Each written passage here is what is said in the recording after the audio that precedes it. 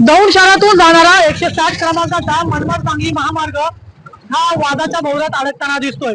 या ठिकाणी या मनमाड सांगली महामार्गावर अनेक समस्येला प्रवाशांना सामोरे जावं लागतंय। हाच प्रकार या मनमाड सांगली महामार्गावर देखील घडल्याचं पाहायला मिळतंय। हा तो मनमाड सांगली महामार्ग आहे, तुम्ही पाहू शकता। या मनमाड सांगली महामार्गालगतच पवार वस्ती आहे, जवळच एक ओढा आहे, त्या ओढ्याच्या वरती जो पूल आहे त्या पुलावर तुम्ही पाहू शकता की मोठ्या प्रमाणात खड्डा पडल्याचं पाहायला मिळतंय। तो खड्डा एवढा मोठा आहे की तरी देखील प्रशासनाने याच्यावर दुर्लक्ष का केलंय अद्यापही हे स्पष्ट होऊ शकले नाही। तरी देखील प्रशासनाने याची गांभीर्याने दखल घेण्याची गरज आहे। तुम्ही पाहू शकता, आपण त्याला झूम करतोय तर खड्डा गाड्यांचा पूर्णपणे गाडी किती जोरात आदळते हे देखील पाहणं गरजेचं आहे।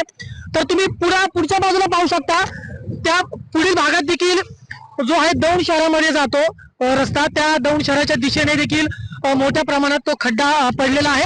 या मोठ्या खड्ड्यांमुळे अपघात होणे, त्यासाठी प्रशासनाने याच्यावर काहीतरी उपाययोजना कराव्यात अशी मागणी होतीये। आता प्रशासन कशा पद्धतीने या सर्व घटनेकडे पाहत आहे हे देखील तितकंच महत्वाचं ठरणार।